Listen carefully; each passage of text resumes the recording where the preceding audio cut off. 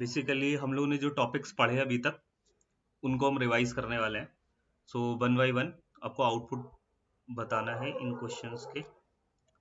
तो पहले तो ये बताओ कि जो आपको 14 वीडियोस बोला गया था देखने के लिए, क्या वो आपने ट्राई किए?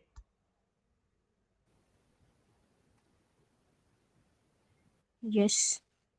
Okay, cool. तो यहाँ पे देखो, सबसे पहले एक मेन फंक्शन है जिसमें हमारे पास एक x नाम का वेरिएबल है जिसमें हमने 2 पॉइंट किया है, और उसके बाद एक when कीवर्ड का यूज किया है। और जब x के अंदर हमारे पास वैल्यू आती है 2, एंड यहाँ पर हमने कुछ कंडीशंस दिए हैं, अगर 1 आएगा, 2 आएगा, 3 आएगा, एंड एल्स कंडीशन। ओके, सो यहाँ पर क्या प्रिंट करेंगे और क्या अगर हम इस प्रोग्राम को रन करेंगे तो हमें क्या आउटपुट देखने को मिलेगा? एक्सिस 2। ओके, बिकॉज यहाँ पे 2 मैच कर गया, और ये सेम चीज हम लोग इफ एल्स के अकॉर्डिंग भी कर सकते हैं, और ये सेम चीज हम लोग स्विच के थ्रू भी कर सकते हैं। बट कॉटलिन में हमें वैन देखने को मिलता है, सो हम उसका यूज कर सकते हैं। सो वैन की हेल्प से हम थोड़ा सा अपना कोड जो है वो कंसाइज कर सकते हैं। अगर हम यहाँ पर इस एल्स को नहीं लिखेंगे तो क्या होगा? क्या हमें कोई इशू है? नहीं।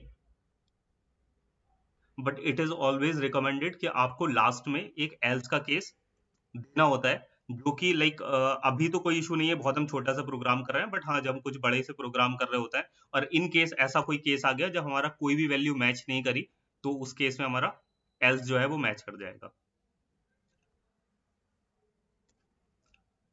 Next, Hemant,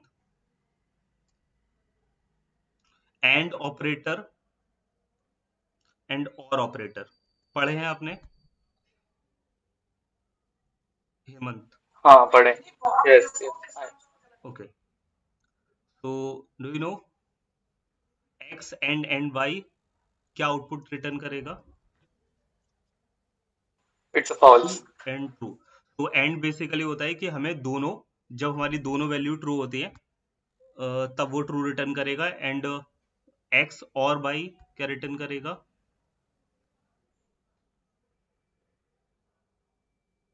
true. दिस वो ये फॉल्स रिटर्न करेगा अभी तो। False. This will return false. और true. This will return true, because अगर हमारे पास एक भी और ट्रू वैल्यू करेगा। और ट्रू रिटर्न करेगा। जैसा कि कुछ फंक्शन मेन, ये एरर कहाँ दे रहा है? बस इसकी नीड नहीं है, but there is some double हो गया क्या? वही मुझे लग रहा है शायद। ओके, नेक्स्ट, ऐसे ही बता दो, ये तो बहुत इजी सा है। आफरीन,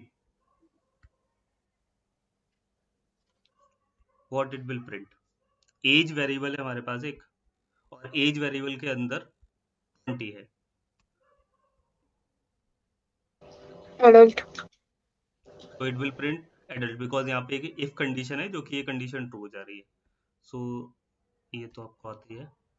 नेक्स्ट, यहाँ पर फिर से एक वैन का केस आ रहा है, सेम।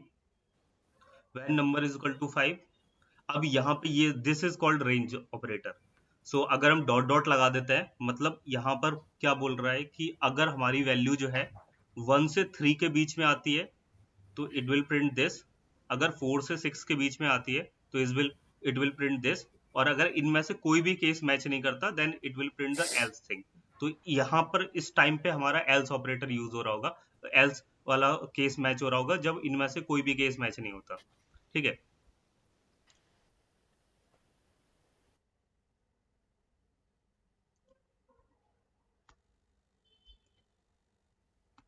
तो अगर हम इसको रन करेंगे हमें आउटपुट क्या मिलेगा?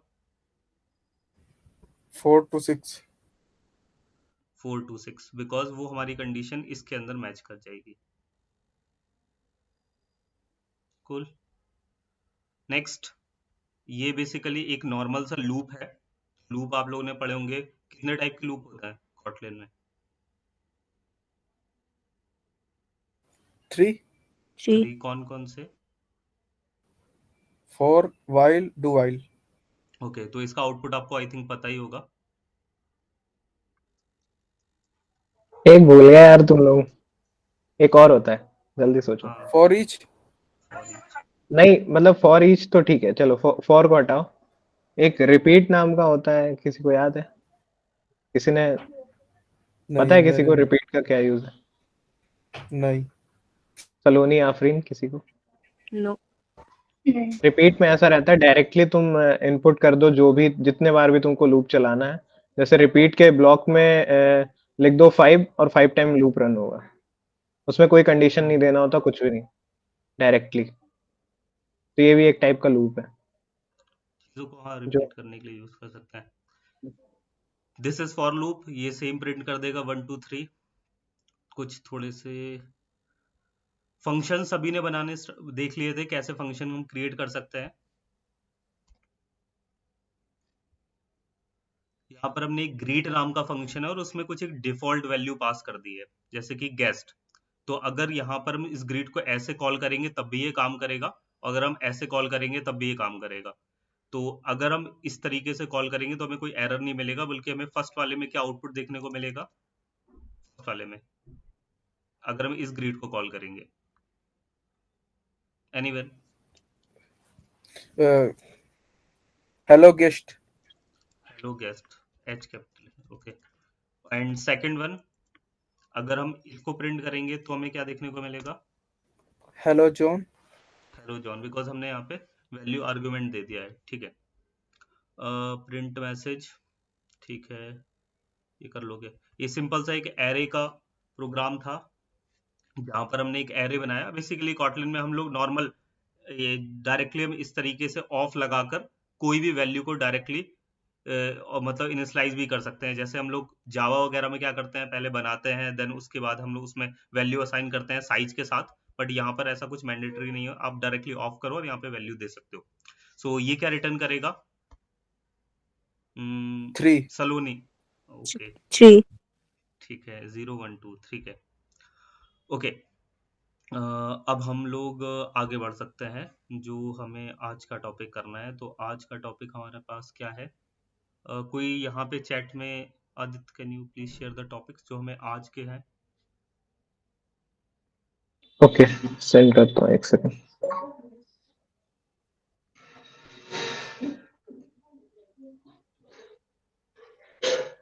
14 वीडियो सभी ने देख ली थी ना।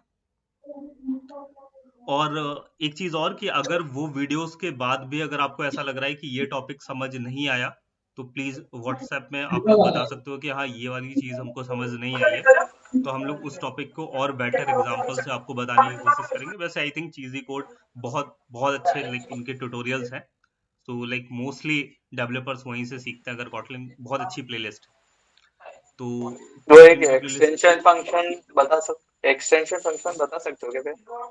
ओके, एक्सटेंशन फंक्शन बेसिकली हमारे इसमें था कॉन्सेप्ट में, जब हमारे पास कोई भी एक क्लास है, उस क्लास के अंदर हमें क्या करना होता है कि हमें उस क्लास में कुछ चेंज नहीं करना है, बल्कि हमें क्या करना है, एक अलग से वो हम कुछ उसमें ऐड करना चाहते हैं या कुछ चेंजेस करना चाहते हैं, एक्सटेंशन फंक्शन उसको बोलते हैं। हम अपने क्लास में कोई भी फंक्शन ऐड नहीं करेंगे, बल्कि हम एक्सटर्नल ऐड करेंगे जिसको हम क्लास के साथ यूज कर सकते हैं। सो मैं आपको एक अभी एग्जांपल दिखा दूंगा एक्सटेंशन फंक्शन का, तो उसको हम यूज कर सकते हैं। चलो मैं दिखाई देता हूँ।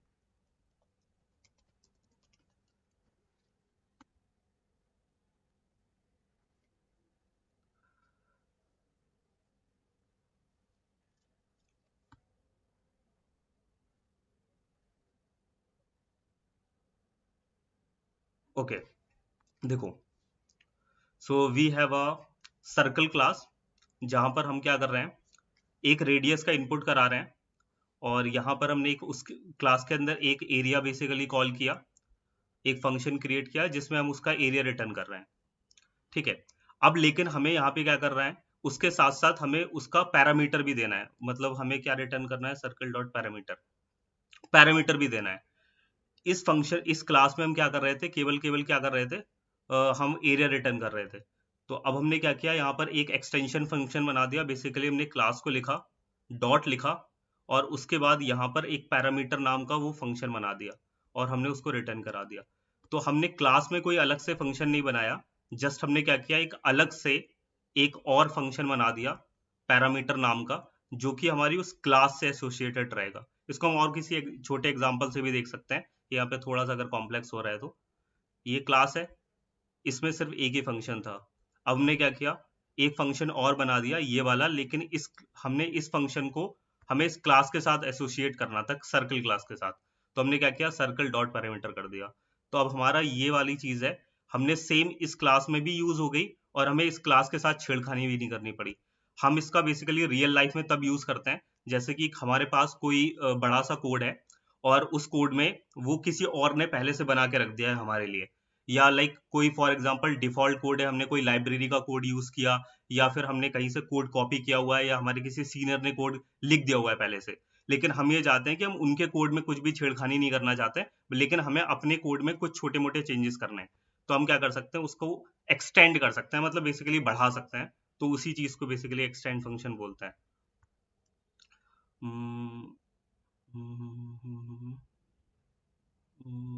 ये एडवांस कॉटलिन में कवर हो जाएगा अभी जो नेक्स्ट रहेगा उसमें, मतलब ये तो ऊप्स है उसके बाद। हाँ, छोटा सा कोई इजी एग्जांपल मुझे मिल जाता तो मैं आपको दिखा देता, बट फिलहाल के लिए चलो सेंड किए क्या।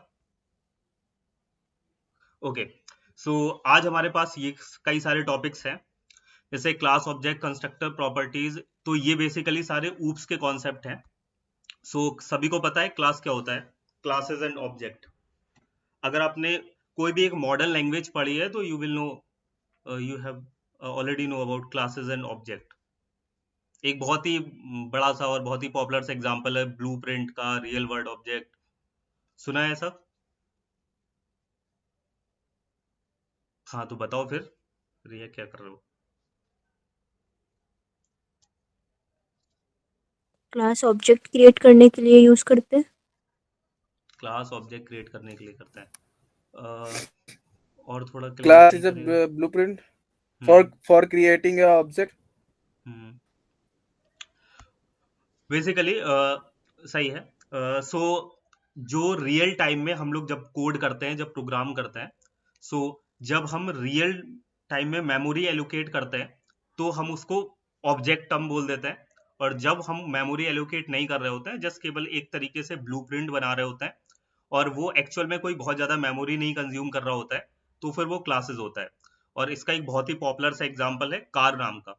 सो फॉर एग्जांपल अगर हम कोई एक कार नाम की क्लास लेते हैं, तो जैसे हमने एक कार बनानी है, हमें हमारे पास कोई भी एक रियल कार हमको बनानी है, तो हमने कार का एक मॉडल प्रिपेयर कर लिया जो कि रियल नहीं है, जस्ट हमने से एक कार्डबोर्ड का या फिर हमने ऐसा कुछ बना लिया। So this is our class, जो कि एक्चुअल में हमने उतना पैसा खर्च नहीं किया, हमने एक्चुअल में उतना मेहनत नहीं करी, जस्ट हमने एक छोटा सा मॉडल बना लिया जो कि बिल्कुल हूबहू देखने में कार की तरह लगेगा। So this is class. अब हम उसका हेल्प के या उसकी हेल्प से हम क्या कर सकते हैं, रियल में एक एक्चुअल कार बनाना स्टार्ट कर सकते हैं। तो हम वो मॉडल का यूज करेंगे और हम एक रियल में कार बनाएंगे, जो कि हमारा काफी सारी मेहनत लगेगी, काफी सारा उसमें टाइम जाएगा, काफी सारे वर्कर जाएंगे। सो जो कि एक्चुअल में अगर हम वापस प्रोग्रामिंग में आए, तो जो कि एक्चुअल में मेमोरी एलोकेट कर रही होती है, जो भी हम ऑब्जेक्ट क्रिएट करेंगे वो एक्चुअल में मेमोरी जो है वो ले रही होगी। तो वो क्या होगा, वो हमारा वहां पे बेसिकली क्या होगा, वो हमारा ऑब्जेक्ट हो जाएगा। तो हर क्लास का हम क्या कर सकते हैं, अगर हम यूज करना चाहते हैं तो हमें उसका एक ऑब्जेक्ट जरूर क्रिएट करना होता है, बिकॉज क्लास जो है वो रियल वर्ल्ड में जो वो होते हैं वो नहीं ले रही होती, बेसिकली मेमोरी एलोकेट नहीं हो रही होती क्लास की, तो हमें उसका ऑब्जेक्ट बनाना मैंडेटरी होता है। ठीक है। सो क्लासेस एंड ऑब्जेक्ट कॉटलिन में जब हम जाते हैं, मैंने यहाँ पे कुछ एग्जाम्पल लिख रखे हैं वैसे आपके लिए। एक सेकंड, मुझे इसको कमेंट करना होगा।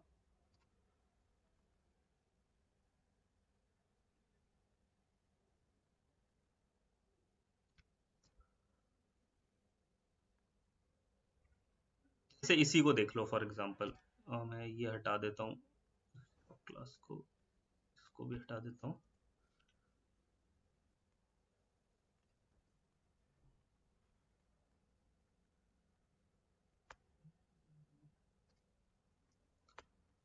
ओके, तो फॉर एग्जांपल यहाँ पर देखो, हमने एक क्लास बनाई, क्लास को क्रिएट करने के लिए हमें क्लास कीवर्ड का यूज करना पड़ेगा कॉटलिन में, एंड देन उसके बाद हमें उस क्लास का नेम देना होता है, एंड उसके बाद हमें पैरेंथेसिस ब्रैकेट ओपन करना है। और यहाँ पे करली ब्रेसेस ओपन करने के बाद हम इसके अंदर अपना कोड कर रहे होते हैं। तो कॉटलिन में हम जब भी एंड्रॉइड के लिए कोड कर रहे होंगे तो हमें हमेशा इसी तरीके से क्लासेस को क्रिएट करना है। ओके, एंड इस क्लास के अंदर हम लोग अपनी चीजें कर रहे होते हैं। अब यहाँ पर ये जितने भी ऊप्स के कॉन्सेप्ट हम यहाँ पढ़ रहे हैं वो सारे हमारे एंड्रॉइड में एक्चुअल में यूज हो रहे होंगे, तो इसलिए ऊप्स कॉन्सेप्ट को आपको बहुत ढंग से करना है। यहाँ पे मेन फंक्शन किया तो क्लास हमने एक्चुअल में बना ली, लेकिन इस क्लास का भी यूज नहीं हो रहा है, ये क्लास हम यूज नहीं कर पा रहे हैं। इस क्लास को अगर हमें यूज करना है रियल वर्ल्ड में तो हमें क्या करना होगा, इसका ऑब्जेक्ट डिक्लेयर करना होगा। और अगर आप लोगों ने जावा वगैरह किया है तो आपको पता होगा हम लोग एक न्यू कीवर्ड का यूज करते हैं और उसकी हेल्प से हम उसका ऑब्जेक्ट क्रिएट करते हैं। तो डॉग जो है वो, ये डॉग जो है बेसिकली एक रियल थिंग बन गई जिसकी हेल्प से हम डॉग की प्रॉपर्टीज को एक्सेस कर पाएंगे। सो अगर हम क्या कर सकते हैं, कोई भी हम क्लास बनाएंगे और उस क्लास को यूज करने के लिए क्लास का नाम इज इक्वल टू और यहाँ पर दो इस तरीके से ब्रैकेट लगा देंगे, तो इससे क्या हो जाएगा, उस क्लास का हमारा ऑब्जेक्ट क्रिएट हो जाएगा। जैसे अगर हम एक क्लास बनाते हैं कैट नाम की और हम उस कैट का अगर ऑब्जेक्ट बनाना चाहेंगे, Hemant can you please describe कि इस क्लास कैट को हम ऑब्जेक्ट कैसे क्रिएट कर सकते हैं, इस कैट क्लास का। Well, cat is equal to cat is equal to cat class का नाम एंड ब्रैकेट्स। एंड यहाँ पर देखो बोल रहा है कि आपको इसको ब्रैकेट देना है। ब्रैकेट्स कैट के अंदर अगर कोई भी प्रॉपर्टीज होंगी तो हम एक्सेस कर सकते हैं। अगर मैं यहाँ पे वेर कर दूं तो कोई दिक्कत है क्या? नहीं, ऐसी कोई दिक्कत नहीं, कोई इशू नहीं है, बट जनरली रिकमेंड रहता है कि आप यहाँ पे वेल करो। बेसिकली हम ये जनरली चाहते वेल हैं कि हम लोग वो चीजें जो है, अगर हम ये कोड जब पब्लिश करते हैं प्रोडक्शन में तो ये चीजें जनरली एडिटेबल ना हो और इसको हर कोई एक्सेस ना कर पाए, तो इसलिए हम इसको एक तरीके से रीड ओनली डिक्लेयर करते हैं। मोस्टली ऐसा रिकमेंडेड होता है, अगर आप वेर बनाओगे तो कोई गलत नहीं कर रहे हो, बट सिक्योरिटी के पॉइंट ऑफ व्यू से हम लोग इसको वेल क्रिएट करते हैं। अगर हम यहाँ पे कोई एक प्रॉपर्टी दे देते हैं, जैसे फॉर एग्जाम्पल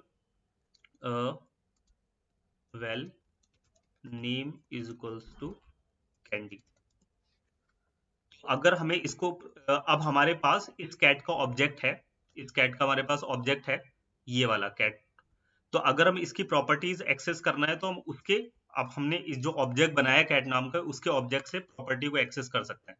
तो मैं लिखूंगा कैट और हम डॉट ऑपरेटर का यूज करते हैं और डॉट ऑपरेटर के साथ हम अपनी उस प्रॉपर्टी को यूज कर सकते हैं। अगर हम इस डॉट ऑपरेटर को हमने यहाँ पर एक्सेस कर लिया, अगर हमें इस चीज को प्रिंट कराना हो तो हम कैसे प्रिंट करा सकते हैं? एनीवन? विवेकानंद या आफरीन, आप में से कोई बता दो।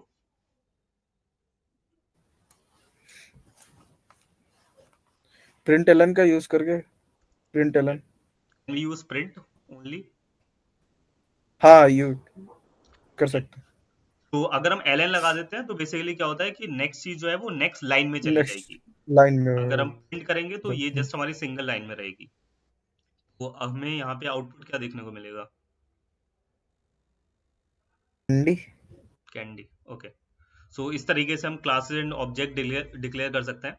कंस्ट्रक्टर क्या होता है? बेसिकली जब हम कोई भी क्लास का ऑब्जेक्ट क्रिएट करते हैं तो आपने देखा हमें यहाँ पे कुछ इस तरीके से, ये एक इस तरीके से बॉक्स देखने को मिलते हैं, पैरेंथेसिस, ब्रैकेट।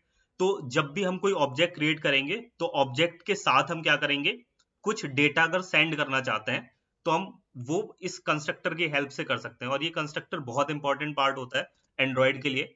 जब भी हम कभी भी डेटा सेंड करना होता है हम इन कंस्ट्रक्टर के अंदर अपना डेटा सेंड कर देंगे, जो कि फिर मैंडेटरी हो जाएगा। फॉर एग्जांपल अगर हम क्लास कैट बना रहे हैं, हम क्या चाहते हैं कि इस क्लास कैट के अंदर जब भी कोई डेटा जाए तो उसका नेम जो है वो साथ ही साथ चला जाए। हम क्या करेंगे यहाँ पर बेसिकली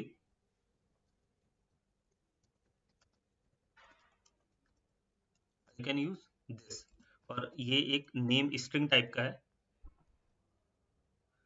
तो अब यहाँ पर जब भी हम क्लास का कैट का ऑब्जेक्ट क्रिएट करेंगे तो साथ साथ हमें ये वैल्यू भी देनी होगी इस ब्रैकेट के अंदर। तो आप देखो यहाँ पर एक एरर देने लग रहा है। सो वो क्या बोल रहा है कि आपने इसके अंदर एक कंस्ट्रक्टर भी देना है जो कि किस टाइप का है, स्ट्रिंग टाइप का, क्योंकि हमने यहाँ पे नेम का एक वेरिएबल दे दिया। तो हम यहाँ पे चाहे तो डिफॉल्ट वैल्यू भी दे सकते हैं या फिर हम मैनुअली टाइप भी कर सकते हैं। तो जब हम अब कैट को प्रिंट कराएंगे तो हमें क्या कैंडी भी देखने को मिल जाएगा।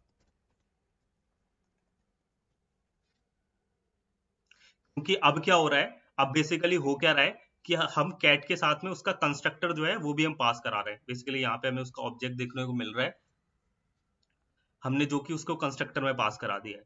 सो जब हम बेसिकली कंस्ट्रक्टर का यूज करते हैं, जब हम क्लास का जैसे ही ऑब्जेक्ट क्रिएट करेंगे वैसे ही हमें उसके साथ उसकी वैल्यू भी रिटर्न करनी हो, वो जैसे उसके साथ हमें कुछ डेटा भी सेंड करना हो।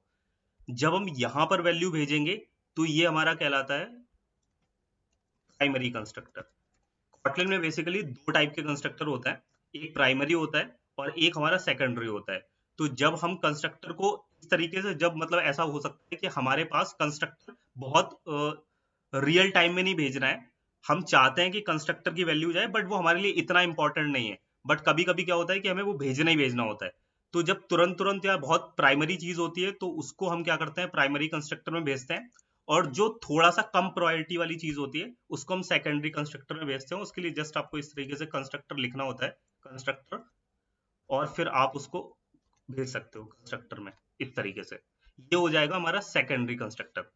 लेकिन सेकेंडरी कंस्ट्रक्टर जो होता है, जब हमें कभी कभी क्या और भी क्या होता है कि हमें कुछ अर्थमेटिक ऑपरेशन करना है या फिर हमें कुछ ऐसा करना है कि जिसमें कुछ कस्टमाइजेशन हो, इसमें सिर्फ हम नॉर्मल डेटा भेज सकते हैं। इसमें हम छोटा मोटा अगर हमें कुछ ऑपरेशन करना है, कुछ ऐसी चीजें करनी है थोड़ा बहुत और, लेकिन इसकी प्रायोरिटी इस प्राइमरी से कम होती है।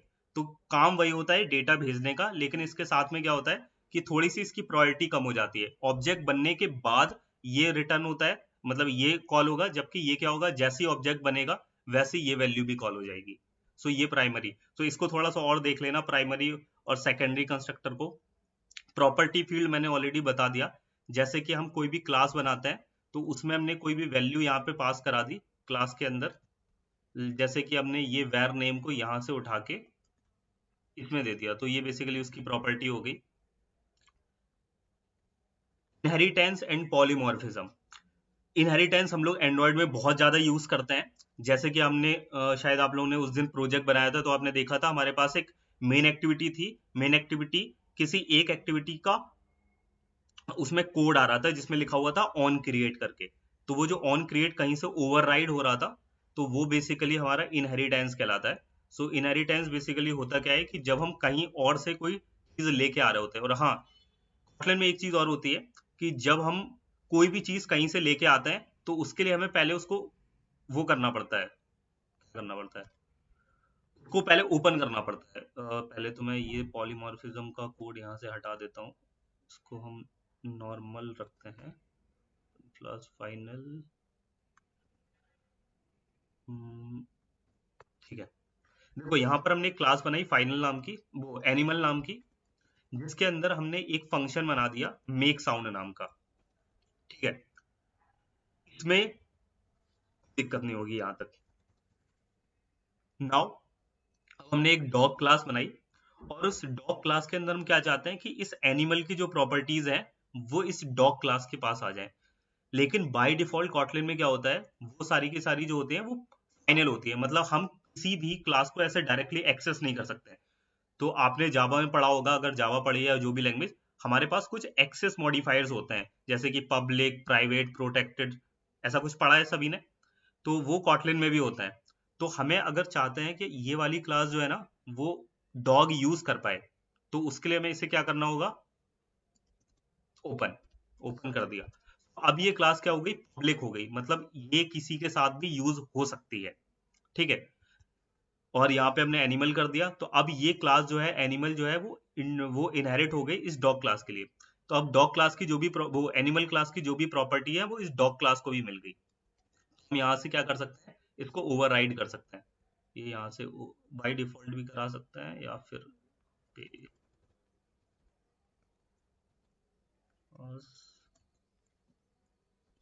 डॉग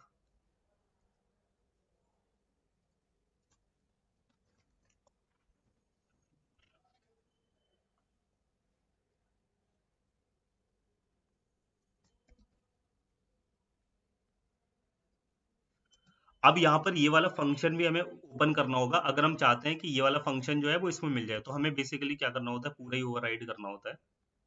और अब हम क्या कर सकते हैं, ये वैसे वैसे ऑटोमेटिक आ जाना चाहिए था, आई डोंट नो क्यों नहीं आया। तो इसको हम यहाँ पे ओवरराइड करा सकते हैं। वैसे यहाँ पे एक एरर सा आएगा, इस राइट क्लिक करेंगे, नेक्स्ट करेंगे और यहाँ पे हमें खुद ही रिटर्न करने को बोल देगा कि आप इसको ओवरराइड कर सकते हो। ये जस्ट उसी की तरह है जैसे कि हमारे पापा की कोई प्रॉपर्टी, ये बहुत पॉपुलर एग्जांपल है, हमारे पापा की कोई प्रॉपर्टी है, वो उनके पास थी, हम अब बेटे हो गए उनके, और हम क्या कर लेंगे, उनकी प्रॉपर्टी को इनहेरिट कर लेंगे। तो उनके पास जो प्रॉपर्टी है वो हमारे पास आ गई, और साथ ही साथ हम अगर अपनी कोई प्रॉपर्टी डिक्लेयर करना चाहें तो हम अपनी भी कोई प्रॉपर्टी डिक्लेयर कर सकते हैं। मतलब हम अपनी प्रॉपर्टी खरीदेंगे वो तो हमारी रहेगी, इसके साथ साथ पापा की जो प्रॉपर्टी होगी वो भी हमारे पास आ जाएगी। तो कुछ इस तरीके से हम ओवरराइड कर सकते हैं। This is called inheritance. ये बहुत पॉपुलर है, एग्जाम्पल है, और इसको हम एंड्रॉयड में बहुत यूज करते हैं। और आप जरूर ओवरराइड नहीं, क्यों यूज किया हमने? ये बेसिकली ये डिफाइन कर रहा है कि ये प्रॉपर्टी, ये मेक साउंड जो है वो इसका है। मेक साउंड हम लोगों ने एनिमल क्लास से एक्सेस किया है, ना कि ये हमारा खुद का है। हम लोग चाहो तो इसमें सेम भी प्रिंट करा सकते हैं। अगर हम यहाँ पे लिख देंगे सुपर डॉट मेक साउंड, तो मैं एक सेकंड इसको रन करके दिखाता हूँ। इसका ऑब्जेक्ट क्रिएट करता हूँ।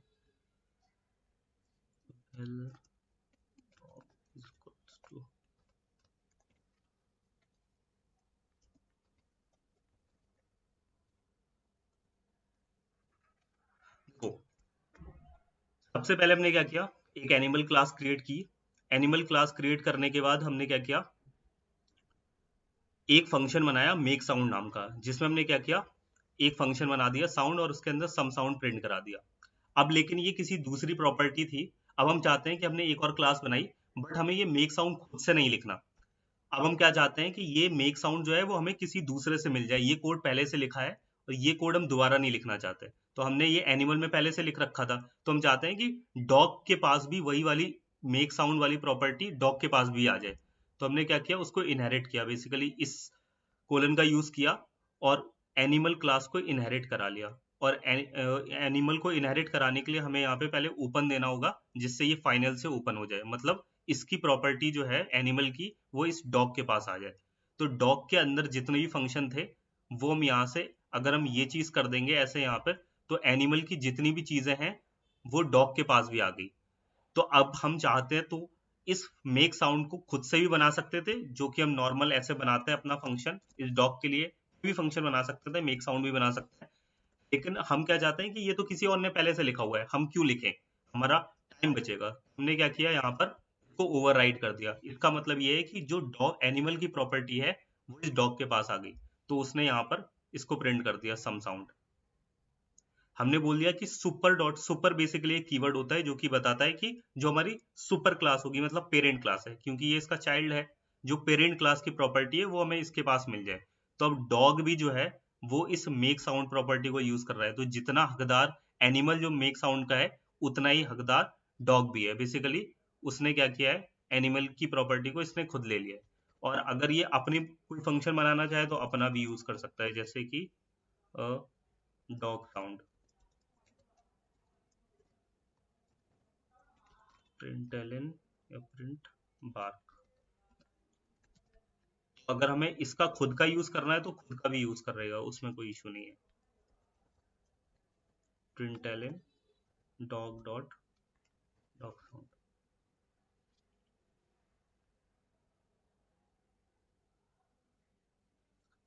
तो यहाँ पे बार्क भी आ गया।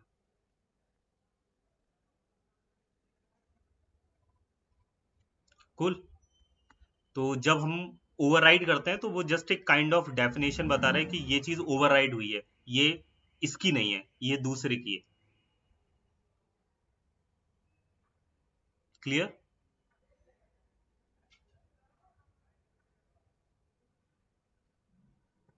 Cool. Abstract class and interface, ये बेसिकली ये भी ऊप्स का कॉन्सेप्ट है। एब्स्ट्रैक्ट क्लास बेसिकली क्या होता है, जब हाइड वगैरह करना होता है हमको, तो इसको मैं छोटा सा एग्जांपल बताता हूँ आपको। लिखा हुआ था, जब हम क्या करना चाहते हैं, हम कोई भी फंक्शन क्रिएट करना चाहते हैं बट उसे राइट नाउ अभी तुरंत के तुरंत हम यूज नहीं करना चाहते हैं, तो हम उसके लिए क्या कर सकते हैं, उसका एक एब्स्ट्रैक्ट फंक्शन बना सकते हैं। और उसके लिए हमें एक कीवर्ड यूज करना होता है जिसको हम बोलते हैं एब्स्ट्रैक्ट कीवर्ड। ये नॉर्मल और भी लैंग्वेज में होता है, तो जब हम कोई भी फंक्शन क्रिएट करते हैं लेकिन हम उसे अभी तुरंत इम्प्लीमेंट नहीं करना चाहते हैं, ये सिक्योरिटी के लिए यूज करते हैं हम लोग बेसिकली, कि हम चाहते हैं कि अभी हम इसका यूज नहीं करेंगे, हम अपनी दूसरी क्लास में यूज कर लेंगे। तो यहाँ पे क्या हो रहा था, इनहेरिटेंस में सेम टू सेम आ रहा था, लेकिन हम यहाँ पे चाहते हैं कि हमें वो सेम टू सेम नहीं, हम डॉग के लिए अलग करेंगे, कैट के लिए अलग करेंगे, दूसरे के लिए अलग करेंगे। तो फिर हम एब्स्ट्रैक्ट फंक्शन बनाते हैं। तो एब्स्ट्रैक्ट फंक्शन क्या होता है, जिसको हम डिक्लेयर तो कर देते हैं बट उसको डिफाइन नहीं करते। तो हमने जस्ट एक एब्स्ट्रैक्ट कीवर्ड लगा के एब्स्ट्रैक्ट क्लास बनाई, और हमने मेक साउंड बनाया, और हमने उसको यूज किया अलग अलग जगह। जब हमने डॉग लिया तो डॉग में मेक साउंड में बार्क करा दिया, और जब एनिमल लिया तो यहाँ पे ऐसे कुछ लिख दिया। और जब हम क्लासेस क्रिएट करेंगे तो हमें इस तरीके से यहाँ पे रिटर्न कर देगा, जिसके लिए हमने जो दिया होगा उसके लिए वो प्रिंट हो जाएगा। तो ये बेसिकली सिक्योरिटी पर्पस के लिए होता है। यहाँ पे ऐसे कुछ समझ नहीं आता जब हम लोग एब्स्ट्रैक्ट का तो रियल वर्ल्ड में भी इतना यूज नहीं होता, बट हाँ इंटरफेसेस का बहुत ज्यादा यूज होता है। इंटरफेसेस को हम लोग यूज करते हैं जब हमें बेसिकली एक स्क्रीन से डेटा दूसरे स्क्रीन में पास कराना होता है और हमारे पास कोई और तरीका नहीं रहता है। तो इंटरफेस क्या करता है, हम इस तरीके से मेथड डिफाइन करते हैं। ये क्या होता है, 0 to 100% तक हाइड करता है। इसमें हम नॉर्मल फंक्शन भी बना सकते हैं इस तरीके से, ये वाले। जबकि इंटरफेस में क्या होता है, लेकिन कॉटलिन में एक स्पेशल चीज है कि हम उसमें ऐसे वाले भी बना सकते हैं इंटरफेस में। लेकिन इन जनरल प्रोग्रामिंग में क्या होता है, इंटरफेस में हम ये चीज नहीं कर सकते हैं इस तरीके से। सिर्फ और सिर्फ ये चीज करते हैं कि हम बस फंक्शन का वो डिक्लेयर करेंगे एब्स्ट्रैक्शन, बट उसको डिफाइन नहीं करेंगे। लेकिन कॉटलिन एक ऐसी लैंग्वेज है जो कि थोड़ी सी अलग थी, इसमें उन्होंने इंटरफेस के साथ भी ये चीज दे दी।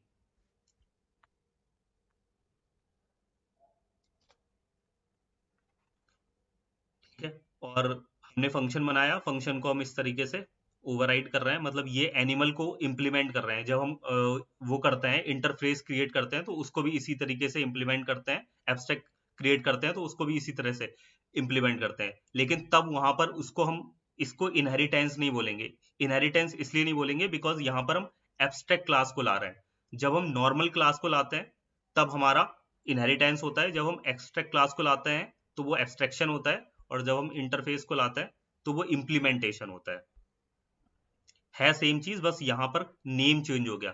जब नॉर्मल क्लास आए तो वो इनहेरिटेंस रहेगा, जब एब्स्ट्रैक्ट या इंटरफेस रहेगा तो वो एब्स्ट्रैक्शन या फिर इम्प्लीमेंटेशन इंटरफेस का। ये इंटरफेस बहुत ज्यादा यूज होता है जब हम लोग कॉटलिन का रियल वर्ल्ड एग्जांपल देखेंगे अपने एंड्रॉइड के साथ में, खासकर रिसाइकलर व्यू वगैरह में जब हम क्लिक वगैरह यूज करते हैं तो हम उसका यूज करते हैं। तो रेस्ट और भी कुछ टॉपिक्स हैं जस्ट मैं ऊपर ऊपर से आपको बता दे रहा हूँ, बाकी ये आपको खुद से करने हैं। डेटा क्लासेस क्या होते हैं, सो डेटा क्लासेस कॉटलिन में हम लोग यूज करते हैं एंड्रॉइड में, जिसमें हमें बहुत सारे इनबिल्ट फीचर मिलते हैं जब हम मॉडल क्लासेस वगैरह डिफाइन करते हैं। सील्ड क्लास एक बहुत इंपॉर्टेंट इंटरव्यू क्वेश्चन है, सील्ड और इनम। तो हमें पहले की लैंग्वेज में इनम मिलता था जब हमें कोई भी ऐसी चीजें स्टेटिकली डिफाइन करनी होती थी, जैसे Sunday, Monday, Tuesday, Wednesday, directions वगैरह, तो इनम डिफाइन करते थे। सो इनम की कुछ चीजें की कमी थी, जैसे कि हम इसमें डायनेमिक डेटा यूज नहीं कर सकते हैं ऐसा कुछ, तो उसके लिए हम सील्ड क्लास यूज करते हैं। और ये हम लोग जब एमवीवीएम आर्किटेक्चर करेंगे तब हम इसका यूज देखेंगे, सील्ड क्लास वगैरह का। Singleton object declaration, object basically Kotlin में एक कीवर्ड मिलता है हमें, जिसकी हेल्प से हम क्या कर सकते हैं, सिंगलटन डिक्लेयर कर सकते हैं। अब सिंगलटन क्या होता है कोई बताएगा, अगर उसने एंड्रॉइड किया होगा या फिर कोई और लैंग्वेज की है तो उसमें ये भी एक पूछा जाता है इंटरव्यू क्वेश्चन कि सिंगलटन क्लास क्या होती है। तो इसको जस्ट फॉर एग्जांपल हम ऐसे समझ सकते हो कि आप क्या करते हो, अगर बार बार हर क्लास का ऑब्जेक्ट बनाते हो, जैसे आपने 10 क्लास बनाई और आप उनको जब उनके ऑब्जेक्ट बनाते हो तो 10 बार मेमोरी में जगह लेगा वो। लेकिन आप सिंगलटन बना सकते हो तो क्या करेगा, वो एक ही बार लेगा और वो हर बार सेम ऑब्जेक्ट को सेम वो ऑब्जेक्ट को यूज करता रहेगा, तो उसे सिंगलटन बोलते हैं। तो ये जब हम वो सीखेंगे थोड़ा सा मेमोरी मैनेजमेंट, कि आपका ऐप लैग ना करे, आपका ऐप जो है वो फास्ट चले, तो उसके लिए हमें क्या करना होता है, कई बार अपने जो क्लासेस रहती है उनको सिंगलटन बनाना रहता है, जिससे कि हमारा ऐप कम से कम मेमोरी यूज करे, क्योंकि फोन में बहुत लिमिटेड मेमोरी होती है। कंपेनियन ऑब्जेक्ट हम लोगों ने इसके बारे में अभी आई थिंक हाँ लास्ट डे पढ़ा था जब हम लोगों ने कॉटलिन को इंट्रोड्यूस किया था आईडी के साथ में, तो आप लोगों ने देखा था हम एक कंपेनियन ऑब्जेक्ट लिख रहे थे। सो कंपेनियन ऑब्जेक्ट से बेसिकली हम क्लास लेवल से एक चीजें एक्सेस करते हैं। जावा का स्टैटिक का अल्टरनेटिव है। और विजिबिलिटी मॉडिफायर जो हम लोगों ने अभी ओपन कीवर्ड यूज किया था, वो बेसिकली एक विजिबिलिटी मॉडिफायर है, जिससे हम क्या कर सकते हैं, अपने विजिबिलिटी, प्राइवेट, प्रोटेक्टेड ऐसे होता है। तो ये सारी चीजें आपको पढ़ के आनी है। और चीजी कोड के जो वीडियोस हैं, आगे के जो ऊप्स वाले वीडियोस हैं, हम आपको अभी सजेस्ट कर देंगे कहाँ तक आपको देखना है, तो एटलीस्ट उतना आप देख सकते हो, जिससे कि आप अपने ये ऊप्स वाले टॉपिक्स कवर कर सकते हो। और इसके साथ साथ जो असाइनमेंट रहेगा वो भी करना है, और उसमें जो क्वेश्चंस रहेंगे वो प्रैक्टिस भी करने हैं। और प्लीज उन्हें एटलीस्ट जो एमसीक्यू वगैरह रहेंगे उनको एक बार ट्राई करके जरूर देखना, उनको सॉल्व करना। चाहे तो कॉपी में लिख सकते हो कि फर्स्ट का ये आया, सेकंड का ये आया, इस तरीके से, जिससे आपकी ही प्रैक्टिस हो जाएगी। और वो सारे इंटरव्यू क्वेश्चन है एक तरीके से। तो हाँ, आई थिंक आज के लिए काफी हो गया, पूरा 1 घंटे ही खा लिया हमने आपका। ठीक है, सो हाँ, और कोई डाउट वगैरह हो तो प्लीज बताइए। हेलो सलो, ओ सॉरी, आफरीन को कोई डाउट था। Yes Afreen please. Is it possible to modify data in doc class make sound in inheritance? It is So, possible to modify data in dog class make sound, हाँ बिल्कुल। नहीं, are you dog, talking about parent class or child class? Child class. हाँ child, आप जरूरी नहीं है कि आप वो जो आपने इनहेरिट कराया है वो आप पुराने वाला यूज करो। वो हमने अगर सुपर यूज किया है, उसी के केस में हो रहा था। अगर हम वो सुपर यूज नहीं करेंगे, वो हमारी वैल्यू लेने लगेगा। जैसे हमने इसको हटा दिया और हम क्या कर रहे हैं, इस मेक साउंड के अंदर हम अपनी खुद की वैल्यू देना चाहते हैं। ओके, तो हम यहाँ पर अपना खुद का मैसेज दे सकते हैं कुछ भी। सो इट इज पॉसिबल, हम कर सकते हैं। ओवरराइड का मतलब ये हुआ कि एक्चुअल पेरेंट क्लास का हम फंक्शन मॉडिफाई नहीं कर रहे हैं, बट उस फंक्शन को उसको न्यू बॉडी प्रोवाइड कर दे रहे हैं, जो भी कोड हम अपना खुद का देना चाहते हैं चाइल्ड में। कि जैसे अगर पेरेंट के कुछ बिहेवियर थे बट चाइल्ड में भी वो बिहेवियर है, बट वो कुछ उसमें एड ऑन हम करना चाहते हैं, तो उसमें हम ओवरराइड का यूज करते हैं। जैसे डॉग का ओके। एग्जांपल लिया था हमने कि जो पेरेंट क्लास थी उसमें मेक डॉग साउंड आ रहा था, लेकिन हम चाहते हैं कि जो चाइल्ड है उसको अलग तरीके का बार्क करे वो। तो हम उसमें क्या है कि एक्चुअल जो साउंड वाला फंक्शन था ना, हम उसको मॉडिफाई करके एक न्यू कोड प्रोवाइड कर देते हैं।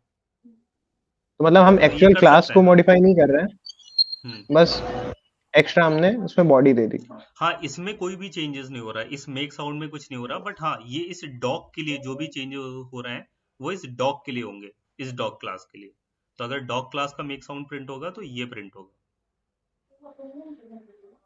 तो we can in child class, not in parent class. Okay. Anyone else? Any doubt?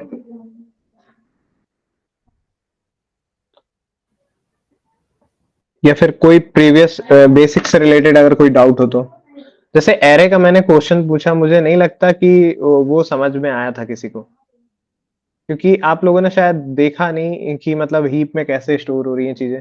देखो यार, अगर मल्टीपल रिसोर्सेज से नहीं पढ़ोगे तो बहुत सारी चीजें स्किप हो जाएंगी। तो ट्राई करना कि वीडियो के साथ साथ एक दो मल्टीपल रिसोर्स और चेक कर लो। जैसे मीडियम के कोई ब्लॉग चेक कर लो, अगर जैसे कोई तगड़ा टॉपिक है। अगर लूप है वो तो ठीक है, उसमें कोई ऐसा अलग से कुछ नहीं रहेगा, बट अगर एरे है तो उसमें हो सकता है बहुत सारी चीजें ऐसी हो जो उस 5-6 मिनट के वीडियो में नहीं हो। इसलिए थोड़े बहुत एक्स्ट्रा आर्टिकल्स पढ़ लिया करो, या फिर ऑथेंटिक रिसोर्स से, जो भी तुम्हें सही लगे। मीडियम के अलावा जैसे कॉटलिन का ऑफिशियल डॉक्यूमेंटेशन, अगर उसका ऑफिशियल डॉक्यूमेंटेशन भी देख लोगे तो ये सारी चीजें तो क्लियर हो जाएंगी। अभी जो मैंने कोड स्निपेट दिखाया था वो सिर्फ कोड किसको समझ में आया, आउटपुट की बात नहीं कर रहे, उसमें हो क्या रहा था ये किसको किसको समझ में आया था। कोई है ऐसा जिसको कोड समझ में आ रहा हो, जो मैंने कोड स्निपेट शो किया था स्टार्टिंग में? किसी को नहीं समझ में आया?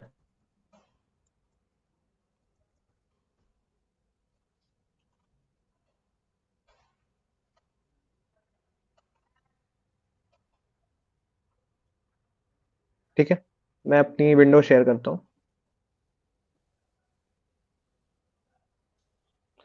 तो यहाँ पे क्या हुआ था कि हमने एक एरे बनाया था जिसकी वैल्यू हमने 132 रखी थी। ठीक है, यहाँ पे 132 था। फिर हमने एक और एरे बनाया जिसमें हमने क्या स्टोर किया, प्रीवियस एरे। तो अभी इतने तक कोड के अकॉर्डिंग क्या होना चाहिए, दोनों में सेम वैल्यू होनी चाहिए। ठीक है, यहां तक कोई किसी को डाउट? 2 लाइन तक। और अनम्यूट कर लो अभी सब कोई, अगर किसी के साइड से नॉइस हो रहा हो तो फिर रहने दो, लेकिन अभी अनम्यूट रख सकते हो, क्योंकि थोड़ा सा इंटरेक्टिव रखते हैं अभी इसको। अगर यहाँ पे ये चीज स्किप कर दोगे तो फिर पता नहीं खुद से करोगे या नहीं। यहाँ तक किसी को कोई डाउट? नो। ये 3 लाइन नो। यहाँ मैंने कमेंट भी दिया हुआ है, ठीक है, तो स्क्रीनशॉट मिल जाएगा ग्रुप पे। इसके बाद हमने क्या किया, इस लाइन में हमने जो सेकंड एरे हमने बनाया था और जो कि एक्चुअल जो हमारा पहला एरे था उसी की सेम वैल्यू कंटेन करता है, ठीक है, तो उसके हम 0th इंडेक्स में हमने क्या करा दिया, 2 वैल्यू पुट कर दी। तो अब इसके अंदर वैल्यू क्या हुई, 2 3 2, है ना? ठीक है, यहां तक कोई डाउट? ये कैसे हुआ? ये इस कोड के थ्रू हुआ, क्योंकि ये जो एरे 2 था ना उसमें हमने क्या स्टोर किया, सेम ये वैल्यूज हमने स्टोर की। समझ आ रहा है? यहाँ पे कोई डाउट है क्या? नहीं। हमने एक एरे बनाया जिसमें वैल्यू क्या थी, 1 3 2, ठीक है, और वही सेम हमने उठा के कहाँ रख दिया, एरे 2 में। तो अभी यहां तक के अकॉर्डिंग क्या था, कोड सेम था, है ना, दोनों में सेम वैल्यूज थी। फिर मैंने क्या किया, एरे 2 के 0th इंडेक्स में 2 इनपुट कर दिया, ओके ओके। यहाँ पे 0th इंडेक्स में। तो अब हम ये देखेंगे कि जो हमारी फर्स्ट एरे है और जो हमारी सेकंड एरे है उसको प्रिंट करने पे क्या सेम आउटपुट आते हैं या अलग आउटपुट आते हैं। तो देखते हैं, इसको रन करते हैं, क्या लगता है क्या आना चाहिए, कोई गेस करो, सेम आएगा या अलग अलग आएगा? अनम्यूट करो, कोई कुछ बोलो, क्या लग रहा है अभी तक? अलग अलग। ओके, विवेकानंद, आफरीन, हेमंत? सेम आएगा। सेम आएगा। आफरीन?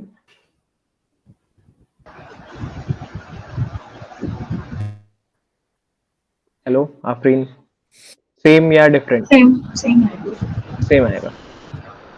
ओके, तो ये ऐसा क्यों हो रहा है, कोई एक्सप्लेन कर सकता है क्या?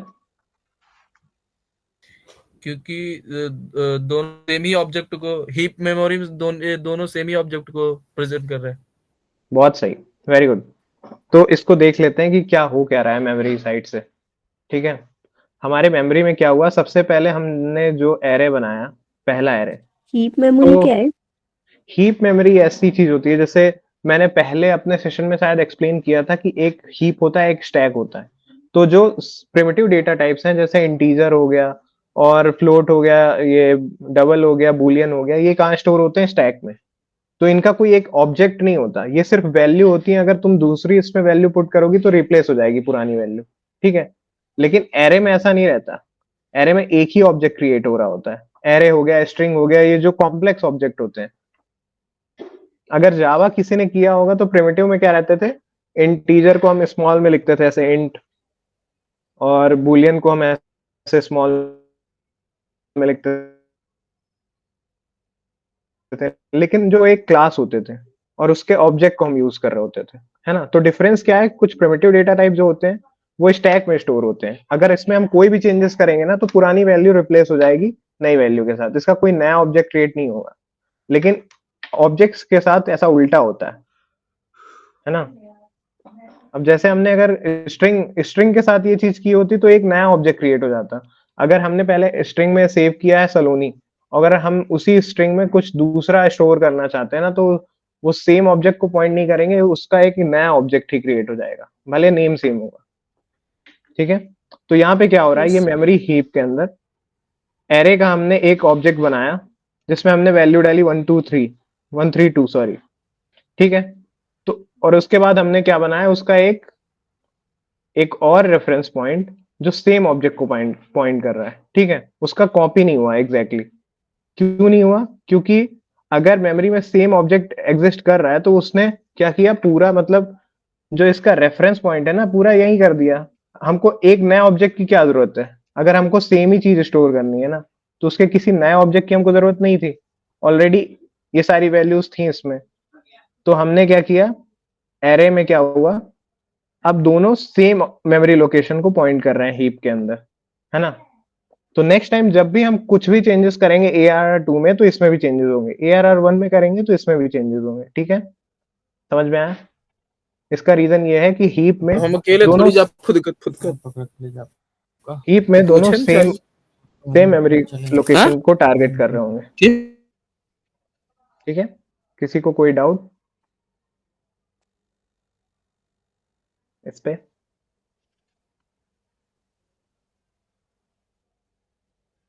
कोई डाउट नहीं। और नेक्स्ट टाइम से क्या कहते हैं, जो भी वीडियोस आप कर रहे हो ना, तो साथ साथ यही कोशिश करना कि उसके जो इंटरव्यू क्वेश्चन आंसर हमने दिए हैं असाइनमेंट में वो भी कर लेना, और एक्स्ट्रा अगर लग रहा है तो इंटरव्यू अगर क्वेश्चन आंसर आप साथ साथ करते जाओगे ना, तो जो भी आपके डाउट होंगे आप हमसे ग्रुप पे पूछ सकते हो। अगर आप ये सोचोगे कि आप कोर्स के बाद करोगे या बाद में जब इंटरव्यू की तैयारी कर रहे होगे, तो फिर डाउट कौन सॉल्व कराएगा। इसलिए सारी चीजें साथ साथ करते रहना, जैसे ही कोई डाउट आता है छोटा मोटा, तुरंत ग्रुप पे पूछ लेना, ठीक है। इसका फायदा उठाओ, पैसे दियो, थोड़े डाउट वगैरह लाओ, थोड़ी हमारी मेहनत हमसे कराओ। और अगर किसी को ये लगता है कि उसने बेसिक्स और ये ऊप्स वगैरह सब कर रखा है, बहुत मतलब ये सब क्या रिपीट करना, लेकिन ऐसा नहीं है, बहुत सारी चीजें हम मिस कर देते हैं। अगर आप ऐसा इंटरव्यू से पहले जब आप प्रिपेयर करते होगे, तब आपको पता लगता होगा कि क्या क्या चीजें आप भूल चुके थे। इसलिए सिंटैक्स की प्रैक्टिस बीच बीच में करते रहना चाहिए। अभी हमारे साथ तो अभी भी ऐसा होता है ना, बीच बीच में हम भी कुछ सिंटैक्स भूल जाते हैं, इसलिए बीच में रिवीजन जरूरी है ना। तो आपका टाइम वेस्ट नहीं हो रहा है। बेस जितना अच्छा रहेगा, उतने अच्छे क्वालिटी के ऐप बिल्ड कर पाओगे। ये मत सोचना कि ऐप बिल्ड करने के लिए बड़े बड़े कॉन्सेप्ट क्लियर करने जरूरी है, MVVM। अगर आपको ऊप्स नहीं आता होगा ना, तो आप कुछ भी सीख ही नहीं पाओगे ढंग से। हर चीज का बेस है ऊप्स, क्लासेस, ऑब्जेक्ट, इन्हीं सब से खेलना पड़ेगा। इसलिए ऊप्स पे तो बहुत अच्छे से फोकस करना, एंड देन एडवांस कॉटलिन पे, क्योंकि आपके बेसिक्स तो रिवाइज होते रहेंगे, लूप्स, वेरिएबल, डेटा टाइप्स, ये सारी चीजें, है ना। ऊप्स वगैरह और ये एडवांस कॉटलिन जो नेक्स्ट आने वाला है, वो रिवाइज नहीं होगा जल्दी। ये एक मौका है कि इसमें जितना डेप्थ में जा सकते हो जा सकते हो। फिर एक बार जॉब में चले जाओगे तो फिर ऐप बिल्ड कर रहे होगे, तो आपको कोई ये नहीं बोलेगा कि ये लो ट्यूटोरियल देख लो बैठ के, आप अपने बेसिक क्लियर कर लो। वहां पे आपको बिल्ड करना है, रिजल्ट देना है कुछ, ठीक है। नेक्स्ट क्लास हम तो लोग कब रखने वाले हैं? 3 दिन सही रहेगा ऊप्स के लिए ना। आई थिंक आज 3 दिन सफिशिएंट है। और हाँ, प्लीज असाइनमेंट जरूर करना आप लोग अपने, जो असाइनमेंट रहेगा।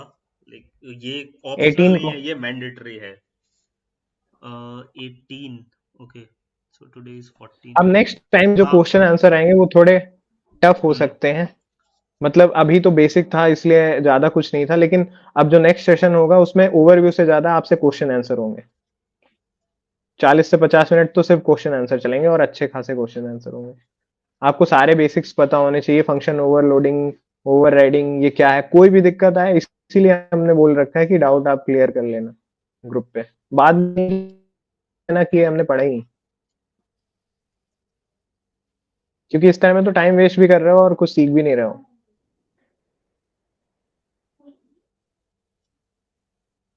ओके, तो हो गया, अब सेशन एंड करते हैं। बाकी की डिटेल्स आपको, असाइनमेंट वगैरह मिल जाएगा आपको थोड़ी देर में। और ये जो प्रीवियस स्निपेट था उसका मैंने वो भेज दिया है। अगर चैट जीपीटी से आप एक्सप्लेनेशन भी देख सकते हो। अगर कमांड्स देने तो आते होंगे ना, चैट जीपीटी यूज करते हो जनरली यस। या अवॉइड करते हो? करा करो। अगर नहीं समझ में आ रहा है, वो कोड स्निपेट ले जाके कॉपी पेस्ट कर दो और बोल दो मेरे को लाइन बाय लाइन या ब्लॉक बाय ब्लॉक समझाओ, तो वो समझा देगा। और उससे क्रॉस क्वेश्चन करो कि ये क्या हुआ, फिर ये कैसे हुआ, ऐसा, ठीक है। आफरीन, क्या हाल चाल?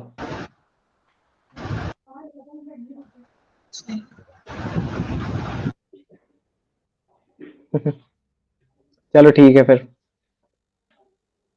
असाइनमेंट आपको मिल जाएगा ग्रुप पे। क्या आफरीन, आपकी वॉइस क्लियर नहीं है। Class next class next classes रहेंगी 18 को, सही रहेगा 18, है ना? आपके पास 3 दिन का टाइम है, तो ऊप्स अच्छे से कर लेना जितने अच्छे से हो सकता है। नेक्स्ट टाइम यही पूरा क्वेश्चन आंसर से रिलेटेड रहेगा सेशन। ओके, ठीक है, फिर मिलते हैं अगले सेशन में। Bye okay bye guys, good night.